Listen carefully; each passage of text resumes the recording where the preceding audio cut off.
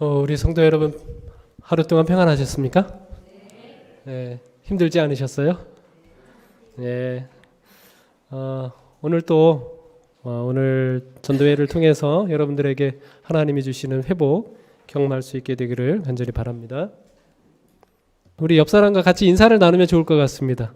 하나님을 믿으세요. 그러면 진짜 평안해집니다. 이렇게 인사 나누겠습니다.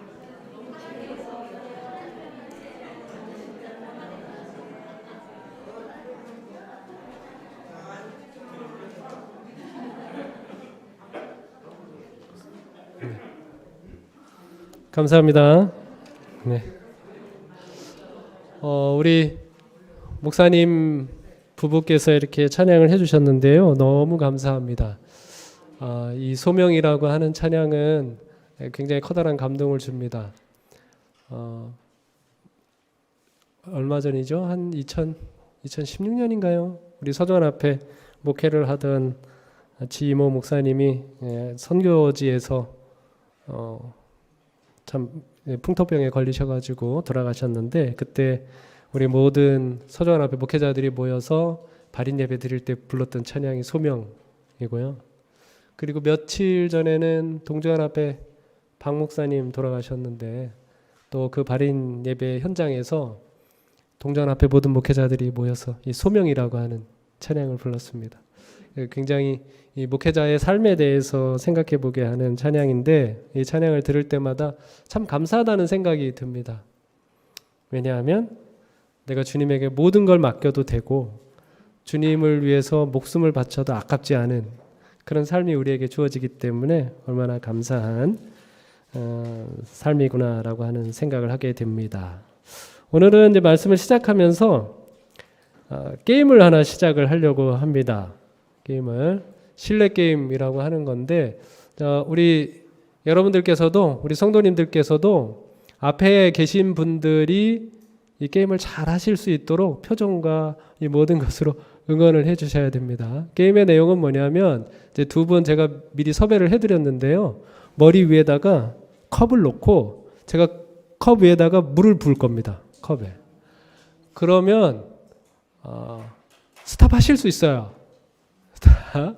그래서 이 머리에 흐르지 않도록 잘 하셔야 됩니다. 뒤집어서 제가 머리에 또 몸에 이렇게 물을 붓지 않을 수 있도록 잘 도와주시면 좋겠다 생각이 듭니다. 그래서 많이 채우신 분에게는 제가 준비한 선물이 있습니다.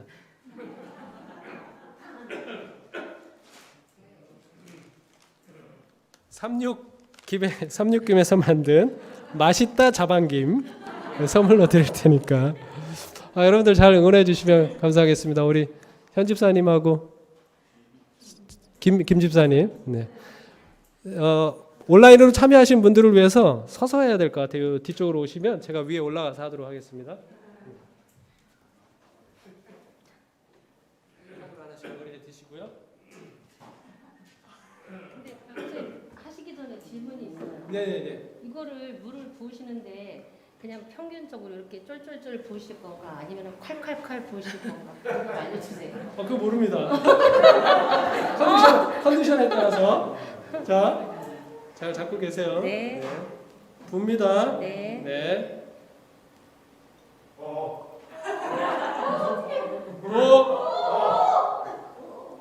스톱. 너무 늦었다. 예. 6에 끝냈어야 되는구나. 네. 네. 흘렀어요. 흘러서 탈락이에요. 집사님. 탈락이에요. 흐르면 탈락이죠. 안 흐르게 해야 되는데. 그럼 무조건 진 거네. 그러면 스탑을 하셨어야죠. 자.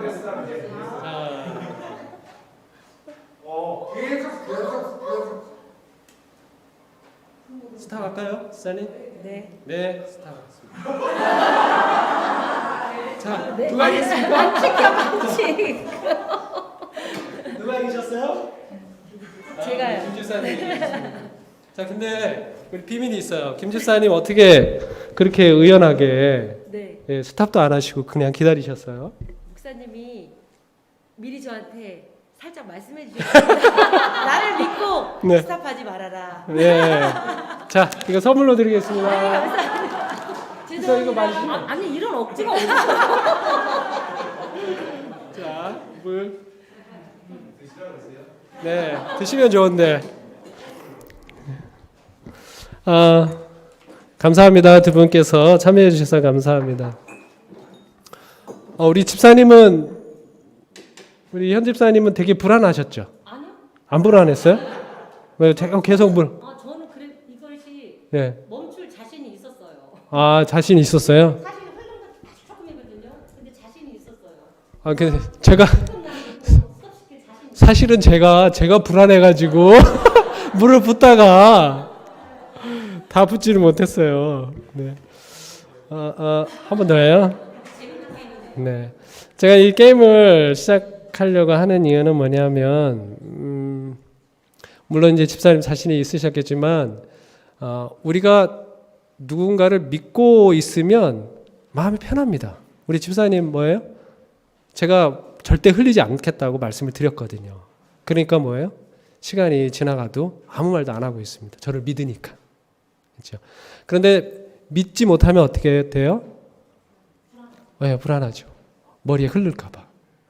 그래서 누구를 믿고 사느냐 믿지 않고 사느냐에 따라서 우리의 삶이 굉장히 달라집니다. 어떤 사람은 편안한 삶을 사는 것이고 어떤 사람은 매우 불안한 삶을 살게 되는 것이죠. 그래서 우리가 지치고 힘든 이 세상을 살아가면서 어떤 믿음을 가지고 있느냐가 굉장히 중요한 것입니다. 여러분, 하나님이 세상을 이처럼 사랑하사 독생자를 주셨으니 이는 그를 믿는 자마다 멸망하지 않고 영생을 얻게 하려 하심이니라 말씀하셨어요. 얼마나 놀라운 하나님의 약속입니까? 믿으면 누구든지 구원을 얻게 해주시겠다고 하는 약속이죠. 자, 그런데 여기서 한 가지. 그럼 예수를 믿는다고 하는 사람들, 교회에 다닌다고 하는 사람들은 전부 다 구원을 얻을 수 있을까요? 영생을 얻을 수 있을까요? 그렇지는 않을 겁니다. 그렇죠? 교회에 다닌다고 하면서도 진짜 믿음이 아닌 잘못된 믿음을 가지고 있을 수 있거든요. 사단은 우리가 가지고 있는 믿음을 어떻게 해서라도 빼앗기 위해서 그 믿음이 위선적인 것이 되도록 하기 위하여 얼마나 애를 쓰고 있는지 모릅니다. 그래서 우리가 이 믿음이 우리의 삶이 되어야 하고 또 그 삶을 통해서 믿음이 계속 성장하면서 하나님에 대한 전폭적인 신뢰로 나아가야 되는데, 그러면 하나님께서 우리의 믿음이 계속해서 성장해 나가도록 어떤 조치를 취해 놓으셨을까요? 오늘 그거를 같이 생각해 보도록 하겠습니다. 신명기 8장 2절로 4절에 보면, 내 하나님 여호와께서 이 40년 동안에 내게 광야길을 걷게 하신 것을 기억하라. 이는 너를 낮추시며 너를 시험하사 내 마음이 어떠한지 그 명령을 지키는지 지키지 않는지 알려 하심이라. 너를 낮추시며 너를 줄이게 하시며 또 너도 알지 못하며 내 조상들도 알지 못하던 만나를 내게 먹이신 것은 사람이 떡으로만 사는 것이 아니요 여호와의 입에서 나오는 모든 말씀으로 사는 줄을 내가 알게 하려 하심이니라. 여러분, 이 만나가 내린 사건을 이스라엘 백성들이 꼭 잊지 않고 기억하기를 바라셨죠. 그래서 하루만 지나면 이 썩어버리는 만나를 이 언약궤 안에 영원히 보관하셨습니다. 그런데 이 부분에서 우리가 중요하게 보아야 할 점이 적어도 두 군데가 있는데요. 오늘 말씀에서 첫 번째로는 너나 조상이나 알지 못하던 만나라고 되어 있습니다. 여러분, 만나의 이름의 뜻이 뭔지 아십니까? 만나? 예? 만나의 뜻이 뭘까요? 저 뜻입니다. 뭐지? 이 뜻이에요. 예. 만나라고 하는 이것은 이스라엘 백성들이 지금까지 본 적도 없고 들은 적도 없고 생각해 보지도 못한 그런 것, 조상도 알지 못하던 것이었기 때문에 그 이름 자체를 뭐지? 이게 뭐야? 라고 하는 뜻으로 이름을 지었다라고 하는 것이죠. 이 점은 만나를 생각할 때 굉장히 중요한 부분입니다. 여러분, 우리가 하나님을 믿는다는 것은요, 우리의 생각과 한계를 넘어서는 분이라는 것을 받아들이는 겁니다. 여기 고린도전서 2장 9절에 보면 기록된 바 하나님이 자기를 사랑하는 자들을 위하여 예비하신 모든 것은 눈으로 보지 못하고 귀로 듣지 못하고 사람의 마음으로 생각하지도 못하였다 함과 같으니라 말씀하셨어요. 실제로 이 고린도전서 2장 9절에 있는 말씀은 예수님의 십자가를 설명하는 맥락 속에서 주어진 말씀입니다. 자, 우리가 만약에 예수님께서 이스라엘 백성들이 기대했던 대로 정치적으로, 군사적으로 그런 권력을 가진 분으로 이 땅에 오셨더라면 이스라엘 백성들이 예수님을 십자가에 못 박았을까요? 그렇지 않았을 겁니다. 그들은 5천 명을 먹이시는 그 예수님이 자기들의 왕이 된다고 하면 얼마나 좋겠어요. 그들이 그래서 왕을 삼으려고 했지 않습니까? 자, 그런데 예수님은 그들이 생각하는 것과는 전혀 다르게, 그들이 들어왔던 것과는 전혀 다르게, 그들이 보아왔던 것과는 전혀 다르게 엄청난 희생과 사랑으로 우리 모든 백성들을 구원하시기로 하셨어요. 그들이 그것은 상상할 수도 없었던 일입니다. 인간 역사 어느 곳에서도 하나님의 사랑보다 더 큰 사랑 없고요. 하나님의 구원보다 더 큰 구원이 없습니다. 하나님의 용서보다 더 큰 용서가 없는 거예요. 그래서 모든 사람들이 이 예수님의 십자가는 본 적도 없고 들은 적도 없고 상상할 수도 없었다라고 하는 것이죠. 이 만나는 우리로 하여금 예수님의 십자가의 구원이, 하나님의 은혜가 상상할 수 없는 것이라고 하는 것을 이야기해 주고 있습니다. 그 다음에 이제 두 번째로는 사람이 떡으로만 사는 게 아니라 하나님의 입으로 나오는 말씀으로 산다라고 이렇게 강조를 했는데요. 자, 예수님은 이 말씀을 믿음과 연관을 지어서 설명을 하셨습니다. 여기 산상보훈에 보시면 예수님께서 뭐라고 말씀하셨어요? 오늘 있다가 내일 아궁이에 던져지는 들풀도 하나님이 입히신다. 근데 우리가 뭐예요? 무엇을 먹을까? 무엇을 마실까? 무엇을 입을까? 염려해요. 염려하는 우리를 향해서 예수님께서 뭐라고 말씀하시는가 하면 믿음이 뭐한 자들아? 작은 자들아. 이렇게 말씀하셨습니다. 믿음이 작은 자들아. 그래서 믿음의 최고의 적이 뭘까요? 예수님의 말씀에 의하면 무엇을 먹을까? 무엇을 마실까? 무엇을 입을까? 생활의 염려입니다. 염려와 두려움이 쌓이면 우리는 금방 뭘 잃어버려요? 믿음을 잃어버립니다. 예수님께서 제자들과 함께 공생애 하는 동안 갈릴리 바다를 여러 번 항해를 하셨는데 그 갈릴리 바다에서 이렇게 제자들을 향하여 믿음이 없는 자들아, 믿음이 적은 자들아 말씀하셨던 적이 있어요. 그것은 무엇 때문이었습니까? 그들이 뭘 염려해요? 거기서 죽을까 봐 두려워서 예수님이 곁에 있는데도 그들이 염려하는 겁니다. 염려와 믿음은 뭐예요? 적입니다. 적. 염려가 쌓이면 믿음이 적어지고 믿음이 강화되면 우리 가운데서 염려가 사라지는 것이죠. 그래서 예수님께서 뭐라고 말씀하셨는가 하면 우리를 다 아시는 하나님 아버지, 너희들에게 이것이 필요하다고 하는 것을 알고 있는 하나님 아버지에게 뭐 해라? 다 맡기고 그분의 나라와 그분의 의와 그분의 입에서 나오는 모든 말씀으로 살아가라라고 하는 그런 말씀을 하십니다. 그리고 놀라운 점은 이 믿음의 성장이 매 안식일과 깊은 관련이 있습니다. 이스라엘 백성들도요, 광야 생활을 하면서 우리와 똑같이 뭘 염려해요? 무엇을 마실까? 염려합니다. 그렇죠? 무엇을 먹을까? 염려합니다. 그래서 백성들이 물이 없으니까 물이 없다고. 근데 먹을 것이 없으니까 우리가 굶어 죽게 되었구나라고 하면서 탄식하고 있는 거죠. 그들의 생각은 뭐 당연합니다. 남자 장정만 60만이거든요. 뭐 얼추 추산하면 200만에서 250만 정도 됩니다. 인천 인구가 지금 300만 정도 되는 것 같아요. 인천 인구 가까이 되는 사람들이 한꺼번에 이동한다고 한번 생각을 해보십시오. 거의 먹을 것이 있겠습니까? 없겠습니까? 우리나라 같이 초목이 무성한 곳을 한꺼번에 이동한다고 해도 먹을 것이 없을 거라고 당연히 생각이 드는데 광야를 지나니까 이들의 생각이 너무 당연한 것이죠. 염려하는 것입니다.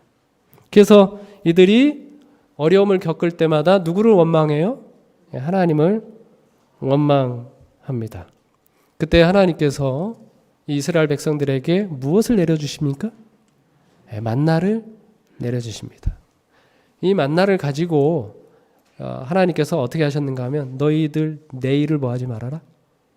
내일을 걱정하지 말아라. 그거 훈련시킵니다. 그러니까 오늘 양식은 오늘 다 내려요. 내일 것까지 거둘 필요가 없습니다. 그러니까 예수님께서 오늘 염려는 오늘에 족하고 내일은 내일이 염려하게 하라라고 이렇게 산상수훈에서 말씀하고 있지 않습니까? 그러니까 염려할 필요가 없다는 것입니다. 그런데 안식일에는 뭐가 내리지 않게 하셔요? 만나가 내리지 않게 하십니다. 대신 여섯째 날 2배로 거두게 하셔서 안식일에는 먹을 것을 구하러 나가지 않고 안식을 누리게 하셨죠. 그런데 어떤 사람들이 여전히 안식일에도 먹을 것이 염려돼서 밖으로 나갑니다. 그때 하나님께서 그분의 마음을 이렇게 표현하신 거예요. 여기 보면 어느 때까지 너희가 내 계명과 내 율법을 지키지 아니하려느냐 볼지어다 여호와가 너희에게 뭘 주므로? 안식일을 주므로. 여섯째 날에는 이틀 양식을 너희에게 주는 것이니 너희는 각기 처소에 있고 일곱째 날에는 아무도 그의 처소에서 나오지 말지니라. 그러므로 백성이 일곱째 날에 드디어 뭐합니까? 안식하니라 말씀하셨어요. 하나님께서 이 만나를 내려주시면서 이스라엘 백성들이 내일 일에 대해서는 다 뭐하고 하나님께 내어 맡기고 뭘 누리도록? 안식을 누리도록 하시는 것이 하나님의 마음이었어요. 이것을 매 안식일마다 이스라엘 백성들이 경험하도록 하게 했습니다. 이 만나는 이스라엘 백성들, 원망이 많은, 불평이 많은, 염려가 많은 이스라엘 백성들로 하여금 하나님께 대한 믿음을 계속해서 훈련하는 그런 과정이었다라고 하는 것이죠. 저는 안식일에 대한 좋은 기억을 가지고 있습니다. 이 사진은 제가 기억하고 있는 저희 어머니의 건강하신 마지막 모습입니다. 제가 2012년도에 앤드류스로 이제 가게 됐는데, 유학을 가게 됐는데, 그 직전에 천성교회에서 칠순 생신을 축하해 주는 장면이거든요. 4월 중순이었습니다. 제가 앤드류스로 떠나고 2달 후에 6월 그때쯤이었습니다. 폐선암 진단을 받으셨어요. 그리고 그 이듬해 3월 1일에 돌아가셨습니다. 근데 사실 저희 어머니는 52세 가을에 절망적인 선고를 받으셨었습니다. 병원에 실려서 들어가셨는데 그 진단 나오기를 척추 3군데 골수에 암이 생기셨어요. 척추뼈가 뭐 한 이 정도 되지 않습니까? 척추뼈가. 그런데 칼국수 한 가닥만큼 이렇게 이 정도 되겠네요. 칼국수 한 가닥만큼 밖에 남아 있지 않아서 조금이라도 몸을 움직이다가 이 척추가 부러지면 바로 돌아가신다. 그래서 병원에 모시고 갔다가 저희 아버지 또 형, 저는 그때 군대에 있었습니다. 장례식을 준비하라는 선고를 듣고 장례식을 준비했습니다. 멘붕이 왔었죠. 그런데 그때 저희 어머니께서 용기를 내셨습니다. 병원에서 이대로 죽을 수는 없다. 이렇게 생각을 하시고 자신의 삶을 정리하기 위해서 조용한 요양병원에 가시기로 하셨습니다. 병원에서 말리죠. 이동하다가 뭐 할 수 있으니까 바로 그 자리에서 돌아가실 수 있으니까. 근데 항의서를 써 드렸습니다. 그리고 119 구급차를 불렀어요. 하동에 있는 요양원에 가셨습니다. 거기서 들어가서 꼼짝없이 누워서 뭐만 바라봐요? 천장만 바라보면서 지냈는데 거기서 저희 어머님이 회개 시간을 보내셨습니다. 자기 인생에 대해서 생각하시면서 얼마나 많은 눈물을 흘렸는지 몰라요. 그리고 얼마 후에 몸이 어느 정도 회복되는 걸 느꼈습니다. 그리고 저희 어머님이 안식일의 축복을 아시니까요. 매 안식일 좀 새로운 걸 시도해 보려고 했습니다. 그래서 꼼짝없이 천장만 보고 있다가 안식일이 되면 옆으로 돌아 눕기 시도해 보셨고, 그 다음에 이 팔꿈치를 기대서 상체를 조금 들어보기, 그리고 손을 짚고 앉아보기.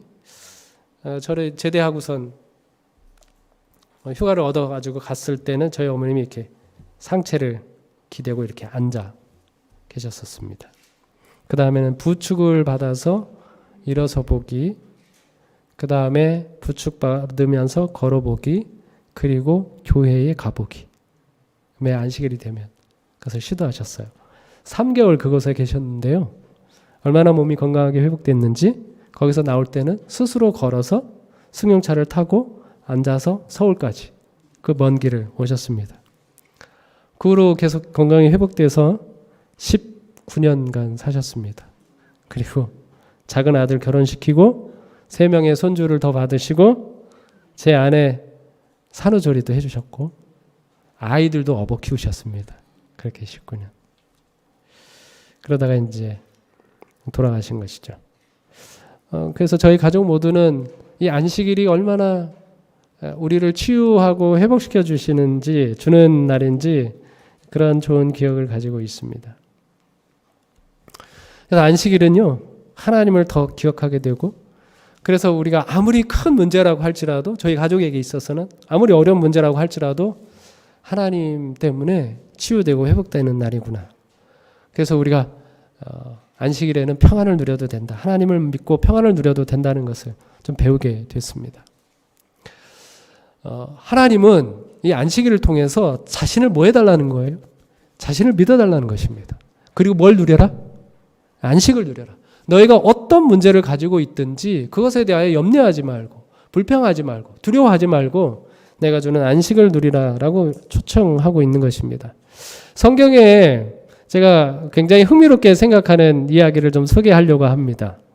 하나님을 믿는 것이 얼마나 복된 것인지 알려주는 혈루증 앓던 여인과 회당장 야이로의 이야기거든요. 마가복음 5장 21절로 43절에 이 두 이야기가 기록이 되어 있습니다. 다 읽을 수는 없습니다. 회당장 야이로에게 12살 딸이 있는데 죽을 병에 걸렸습니다. 그래서 예수님을 초청해가지고 자기 집으로 데려가서 이 아이를 위해서 기도해달라고, 그러면 자기 아이가 살아날 거라고 부탁을 했어요. 예수님이 야이로의 집으로 가시는 길입니다. 그 와중에 누구를 만나요? 이 혈루증 앓은 여인을 만납니다. 이 여인이 12년 동안 혈루증을 앓고 있었습니다. 그 여인이 그 수많은 군중들 틈에서 예수님의 옷자락을 만졌을 때 그 혈루증이 어떻게 됐어요? 그 자리에서 씻은 듯이 나왔습니다. 그러는 사이에 누가 죽었습니까? 회당장 야이로의 12살 먹은 딸이 죽었습니다. 그 이야기를 기록하고 있는데 몇 구절만 읽겠습니다. 22절. 회당장 중에 하나인 야이로라 하는 이가 와서 예수를 보고 발 아래 엎드려 간곡히 구하여 이르되 내 어린 딸이 죽게 되었사오니 오셔서 그 위에 손을 얹으사 그로 구원을 받아 살게 하소서 하거늘 12해를 혈루증으로 알아온 한 여자가 있어 많은 의사에게 많은 괴로움을 받았고 가진 것도 다 허비하였으되 아무 효험이 없고 도리어 더 중하여 졌던 차에 예수의 소문을 듣고 무리 가운데 끼어 뒤로 와서 그의 옷에 손을 대니 여자가 자기에게 이루어진 일을 알고 두려워하여 떨며 와서 그 앞에 엎드려 모든 사실을 여쭈니 예수께서 이르시되 딸아 내 믿음이 너를 구원하였으니 평안히 가라. 내 병에서 놓여 건강할지어다. 35절. 아직 예수께서 말씀하실 때 회당장의 집에서 사람들이 와서 회당장에게 이르되 당신의 딸이 죽었나이다. 어찌하여 선생을 더 괴롭게 하나이까? 예수께서 그 하는 말을 곁에서 들으시고 회당장에게 이르시되 두려워하지 말고 마라. 믿기만 하라 하시고 그 아이의 손을 잡고 이르시되 달리다금 하시니 번역하면 곧 내가 내게 말하노니 소녀야 일어나라 하심이라. 소녀가 곧 일어나서 걸으니 나이가 12살이라. 여러분 이 마태, 마가, 누가의 이 이야기가 다 기록이 되어 있습니다. 자, 그런데 흥미로운 것은 뭐냐면 회당장 야이로의 이야기를 따로 그 다음에 혈루증 앓은 여인을 따로 이렇게 기억하지 않고요. 마태, 마가, 누가 공히 회당장 야이로의 이야기 사이에 혈루증 앓은 여인에 관한 이야기를 끼워 놓고 있습니다. 그래서 이 두 이야기는 따로 떨어진 이야기가 아니라 같이 연결시켜서 생각하면 우리가 얻을 교훈이 굉장히 있습니다. 먼저 야이로부터 먼저 생각을 해보시겠습니다. 이 이야기는요, 예수님이 무엇을 의도하고 계시는가를 염두에 두시면 흥미롭습니다. 예수님께서 뭔가 의도하고 계신 것이 있거든요. 마태는 이 이야기를 시작을 하면서 이 야이로가 예수님에게 와서 내 딸이 방금 죽었사오나 오셔서 그 몸에 손을 얹어 주소서 그러면 살아나겠나이다 라고 말했다고 기록하고 있습니다. 근데 여러분 성경을 보시면 야이로가 예수님 앞에 왔을 때 그 딸이 죽었을까요? 아직 죽지 않았을까요? 아직 죽지 않았습니다. 그런데 마태는 뭐라고 기록하고 있는가 하면 이 야이로가 그렇게 예수님에게 청한 것처럼 이야기하고 있습니다. 물론 성경이 모든 과정을 다 자세하게 기록하는 것은 아닌데 이것을 통해서 강조하고 싶은 게 있어요. 마태는. 지금 아버지의 마음이 어떻다는 겁니까? 너무 조급하다는 겁니다. 우리 아이들이 뭔 일을 당하면 엄마들이 그러지 않습니까? 손가락 조금만 베어도 엄마들은 뭐라고 표현해요? 큰일이라고 표현합니다. 큰일 났다. 부모들은. 근데 이제 먼 아저씨 옆에 계신 동네 아줌마들은 그거 이게 밴드만 붙이면 돼. 이렇게 표현하잖아요. 지금 아버지가 생각하기에 자기의 딸을 집에 두고 왔는데 그 사이라도 뭐 할 것 같아요? 이 아이가 죽었을 것 같아요. 그 아버지의 그 급한 마음을 이렇게 표현을 하고 있습니다. 이 말은 다시 말하면 야이로가 예수님에게 전하고 싶은 말은 뭐예요? 예수님, 제 문제가 가장 큰 문제입니다. 제 문제가 제일 급하게 해결해 주셔야 되는 문제입니다. 저의 문제를 빨리 해결해 주세요 라고 하는 그 의미를 담고 있는 것이죠. 이 말을 들었을 때 예수님 어떻게 반응하셨을까요? 예수님 어떻게 반응하셨을까요? 예수님 그 말을 듣고 즉시 야이로의 집으로 향하셨습니다. 하지만 즉시 야이로의 집으로 향하기는 하셨지만 예수님께서 그의 발걸음을 서두르지는 않으셨어요. 지체하셨습니다. 수많은 군중들이 예수님을 에워싸 밀기는 했지만 그 길을 뚫고 아버지의 심정처럼 그 길을 막 해치고 제자들을 시켜서 빨리 그 집에 가려고 예수님께서 의도하지 않으셨어요. 이 모습을 보면서 그렇구나. 하나님은요 우리가 어떤 문제를 가지고 있을 때 그 문제에 대해서 하나님 어떻게 하실까요? 우리 마음처럼 즉시 그 문제를 해결하고자 하십니다. 자, 그러나 그렇다고 해서 우리처럼 서두르는 것은 아닙니다. 우리 문제에 하나님께서 마치 우리가 기도하면서 하나님 왜 이렇게 내 문제에 관심이 없나 이렇게 생각할 수 있는데 그렇지 않아요. 하나님께서 우리의 문제에 대해서 즉시 반응을 하십니다.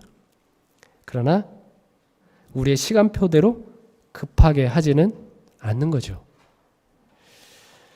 예수님은 의도적인 지체를 하십니다. 조바심에 쌓여있는 이 야이로에게 무언가를 가르치기를 원하셨던 거예요.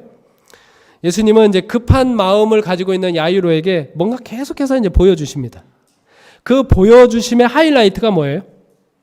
바로 혈루증 앓던 여인의 치료와 그의 고백입니다. 이 아이가 죽기 전까지요, 예수님은 천천히 진행하셨거든요. 그런데 아이가 죽은 후에는 예수님이 그 걸음을 재촉하셨거든요. 예수님의 이 의도를 통해서 야이로가 예수님을 자세히 보기를 원하셨습니다. 예수님께서 사람을 어떻게 대하시는지 자세히 보기를 원하셨어요.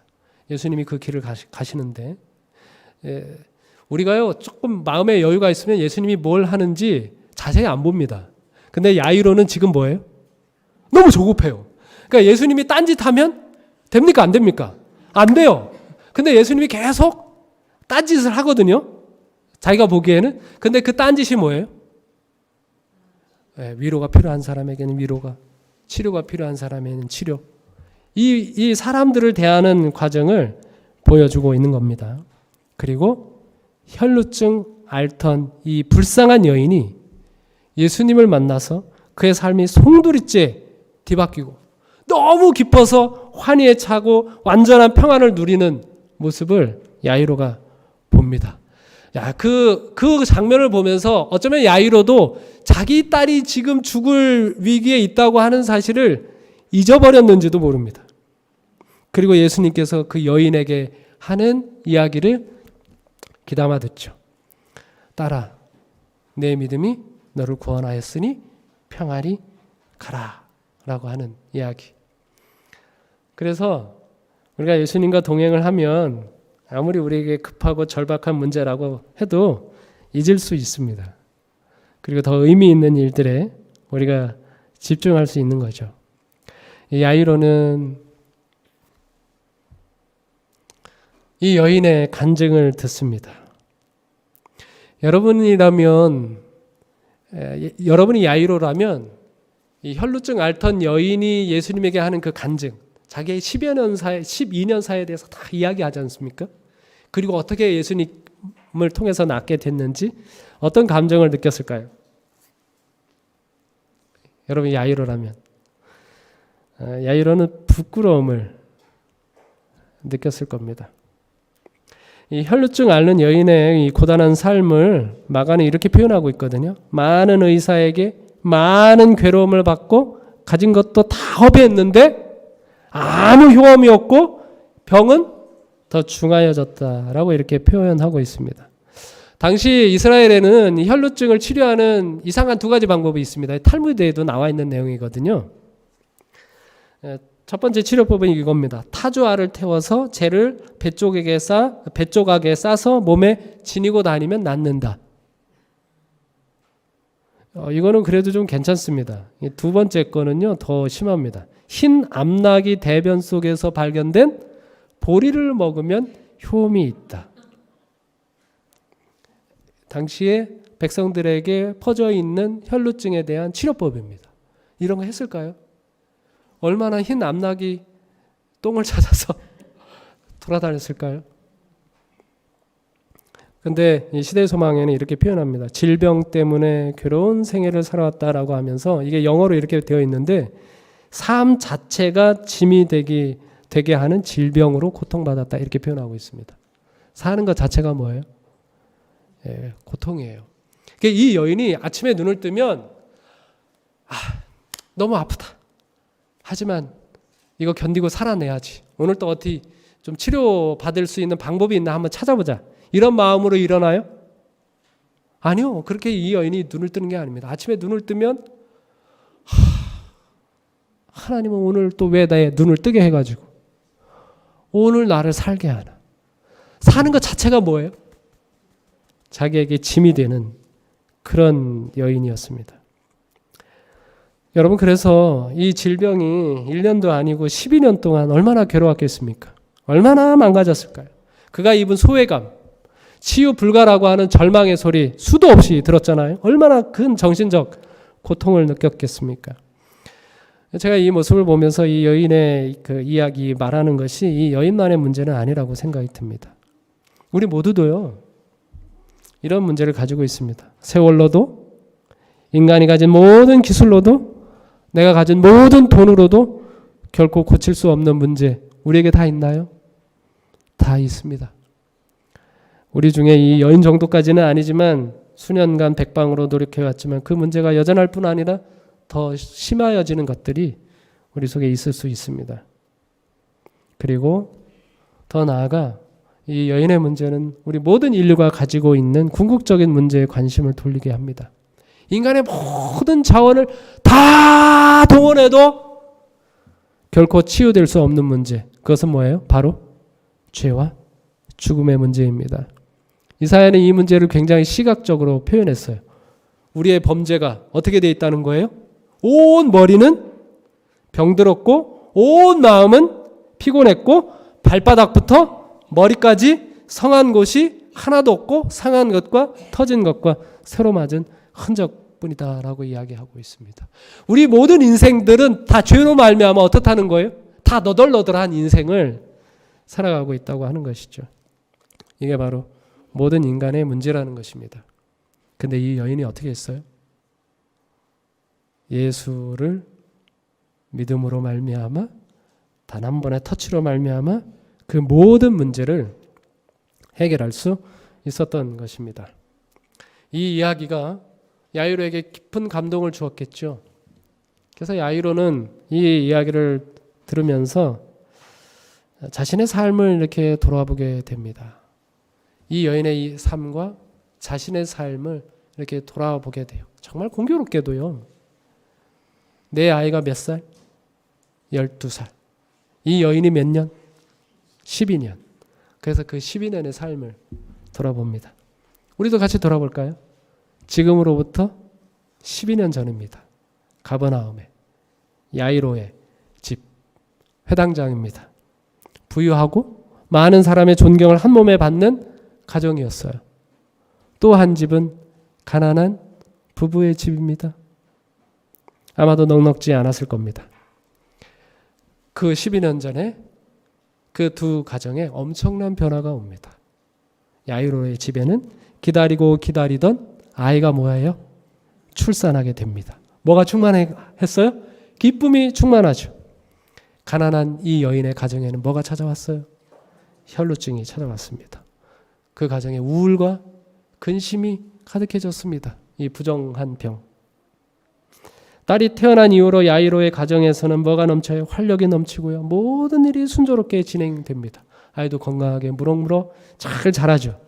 한편 이 여인의 가정은 그 질병이 점점 심해지면서 활력을 잃어가고 찾아가는 의사마다 불치를 선언함으로 인해서 시리에 빠집니다. 한 마을에 사는데요. 한 집은 이렇고 또 한 집은 이렇습니다. 어쩌면 우리 교회에서도 그럴 수 있습니다. 야이로의 가정은 더욱 부유해지는 반면 여인의 가정은 가난과 궁핍으로 찌듭니다. 야이로에게는 아내도 있고요. 딸도 있습니다. 그 외에도 찾는 이가 아주 많습니다. 자, 그런데 이 딱한 여인은 남편과도 멀어지게 됩니다. 부정한 병이기 때문에 그렇습니다. 그 여인의 처지에 관심을 갖는 사람은 아무도 없었습니다. 어쩜 이렇게 두 가정이 정반대의 길을 걸어갈 수 있을까요? 그런데 12년이 흘러가지고요. 12년이 흘러서 이 두 가정이 똑같이 어디에 도착을 했는가 하면 인생의 종착역에 도착을 했습니다. 야이로의 가정도 이제는 더 이상 이 딸을 위하여 아무것도 할 수 없는 절망. 이 여인의 가정도 더 이상 이 질병을 위해서 아무것도 할 수 없는 그 절망. 인생의 종착역에서 이 두 사람이 탁 만나게 된 겁니다. 야이로의 가정은 정말 뜻밖의 생각지도 못한 순간에 갑자기 그 종착역에 도착을 했고 이 여인은 지루하고도 힘든 긴 여행을 통해서 이곳에 도착을 한 것이죠. 그런데 다행스럽게 그 종착역에 누가 계셨어요? 예수님이 계셨습니다. 그 예수님의 모습을 보면서 야이로는 생각을 하게 되는 것이죠. 내가 이스라엘의 선생으로서 이 마을에 힘들고 어려운 사람을 돌보는 사람인데 내가 이 12년 동안 나는 저 여인이 저렇게 살고 있는지 알았어요? 몰랐어요? 전혀 몰랐어요. 관심을 가져준 적도 없습니다. 도와준 적도 더구나 없었던 것이죠. 그 여인에게 너무나 미안해졌는데 예수님은 어떤 분이에요? 예수님은 어떤 분이에요? 그 여인의 한 번의 살짝 터치만으로도 그 여인의 모든 아픔과 그 여인의 모든 슬픔과 그 여인의 모든 질병, 삶의 모든 문제를 채워주시고 치료해 주시는 것이죠. 이런 예수님을 보면서 예수님에 비하면 나는 너무 뭐한 거예요? 너무 호의호식하면서 살아준 겁니다. 살아왔던 것입니다. 너무 부끄럽죠. 야이로가 느낀 부끄러운 감정입니다. 저도 이 야이로와 같은 이제 부끄러운 마음을 갖습니다. 저도 이제 야이로처럼 이스라엘의 선생으로서 하나님의 백성의 선생으로서 과연 정말 나도 우리 주변에 우리 교회에 이렇게 힘들고 어려운 사람들에 대하여 이런 큰 관심을 가지고 있는가 그런 생각을 해보게 됩니다. 예수님과 같은 그런 관심을 가졌더라면 우리의 삶이 얼마나 예수님과 같은 진짜 행복과 평안을 누리면서 살았을까라고 하는 그런 생각을 갖게 되는 것이죠. 그런데요, 야이로가 이렇게 좋은 시간을 가지고 있었는데요, 정신을 확 차리게 하는 소식이 집에서부터 왔습니다. 누가 죽었어요? 딸이 죽었습니다. 그 소식을 듣자마자 드는 생각이 뭐예요? 무슨 생각이 들겠어요? 다 끝났다. 다 필요 없다. 이런 생각이 들죠. 그 사람들이 하는 이야기는 이제는 더 이상 누구한테 기대할 필요 없다는 거예요. 예수님에게 더 이상 기대하지 않아도 된다는 이야기입니다. 조금 전까지 이 예수님에게 뭔가 기대할 수 있을 거라고 생각이 들었는데, 이 딸이 죽었다는 소식과 함께 사람들이 하는 얘기는 예수님 더 이상 괴롭히지 마라. 예수님에게 기대할 거 없다. 이건 예수님이 해결할 수 있는 문제가 아니다. 라고 하는 것이죠. 다시 야이로가 어디로 돌아갈까요? 예전의 삶으로 막 돌아가려고 하는 찰나, 예수님께서 야이로에게 하신 말이 뭐예요? 두려워하지 말고 믿기만 하라 라고 말씀하십니다. 제가 이 말씀을 이렇게 이해합니다. 두려워하지 말고 믿기만 하라라고 하는 이 말씀은 예수님이 알파와 오메가이셔요. 예수님이 처음과 끝이십니다. 우리가 아무리 끝났다고 하는 문제라고 할지라도 예수님이 끝내지 않으면 그 문제는 끝나지 않습니다. 내 인생에 아무리 고통스러운 것이 계속된다고 할지라도, 끝나지 않을 것 같다고 할지라도 예수님이 끝내면 그 문제는 뭐 하는 거예요? 끝나는 문제입니다. 예수님께서 지금 야이로에게 그렇게 말씀하고 있는 것입니다. 두려워 마라. 나를 믿기만 해라. 실제로 예수님께서 어떻게 하셨어요? 모든 사람들이 이 문제는 끝났다. 이 아이는 죽었기 때문에 우리가 할 수 있는 아무 일도 없다라고 생각하고 있을 때 예수님께서 그 집에 가셔서 뭐 하셨습니까? 그 아이의 손을 붙잡고 달리다금 소녀야 일어나라 라고 하니까 죽었던 아이가 어떻게 돼요? 살아나는 것입니다. 예수님께서 우리에게 그렇게 믿으라고 초청을 하고 있는 겁니다. 이거는 제 기도 제목 노트인데요. 기도 제목이 있을 때마다 저 노트에 기록합니다. 그리고 응답을 받으면 저렇게 색깔을 칠하고 응답받은 내용도 짧게 기록합니다. 지금 한 1,400, 1,500개의 기도 제목을 기록을 하고 있는데 그 가운데 한 1,000번 이상은 응답을 받은 것 같습니다. 제 아내도 이 기도 노트를 사용하고 있는데 제 아내는 한 8,000개 이상, 지금 10,000개 넘었다고 들었어요. 10,000개 정도의 기도를 했다고 이야기합니다. 두 사람이 기도하면서요, 하나님을 배웁니다. 하나님이 얼마나 믿을 만한 분인지를 많이 배웁니다. 염려할 일이 생기면, 또 중보기도 할 일이 생기면 저 기도 노트에 적습니다. 그러면 염려보다는 약간 흥분이 됩니다. 하나님이 어떻게 일하실까? 그러다가 우리 뜻대로 안 되면 더 흥분이 됩니다. 그렇죠? 우리와는 너무나 다른 이 하나님께서 도대체 어떻게 이 일을 이끌어갈까라고 하는 걸 생각하면서 그런 하나님의 모습을 배우게 됩니다. 아직 부족한 점들이 많이 있지만 이 기도의 과정들을 통해서 이런 어려움들이 있을 때 마음의 평안이 찾아오는 경험을 하게 됩니다. 제가 찬양 하나를 좀 소개하려고 합니다. 손길이라고 하는 찬양인데요.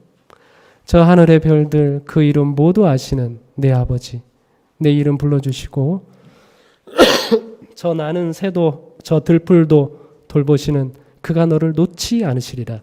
저 눈보라 속 추위 속을 걸을 때 그 말씀으로 너를 녹여주시고 상처와 상한 마음 모두 아시고 너를 고치시고 안아주시니 그 주님을 감사함으로 찬송합니다.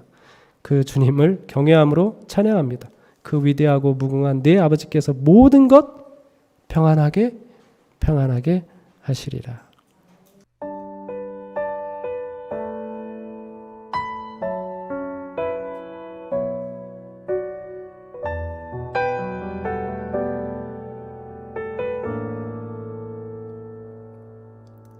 저 하늘의 별들 그 이름 모두 아시는 내 아버지,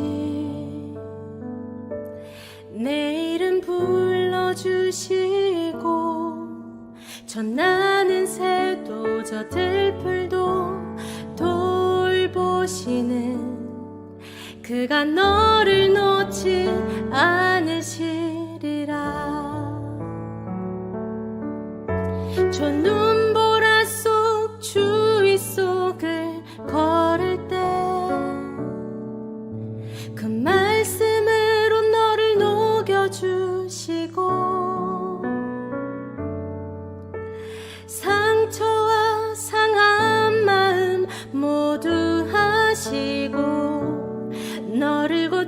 지키시고 안아주시니 그 주님을 감사함으로 찬송합니다. 그 주님을 경외함으로 찬양합니다. 그 위대하고 무궁한 내 아버지께서 모든 것 평안하게 하시리라.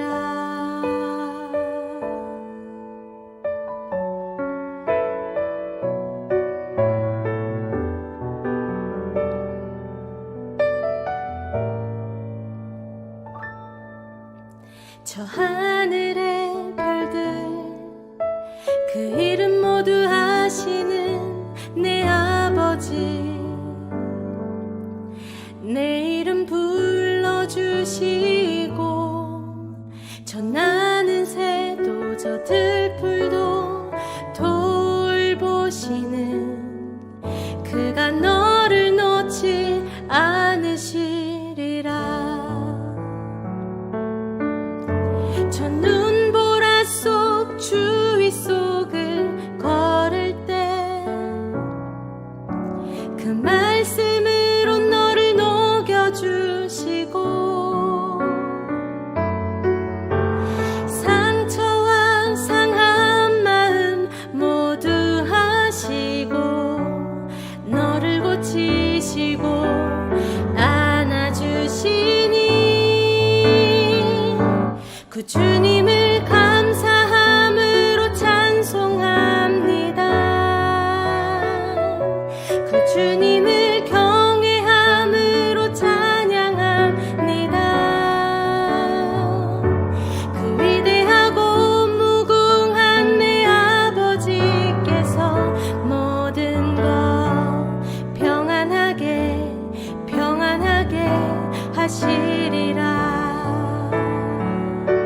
그 주님을 감사함으로 찬송합니다. 그 주님을 경외함으로 찬양합니다. 그 위대하고 무궁한 내 아버지께서 모든 것 평안하게 하시리라. 평안하게 하시리라.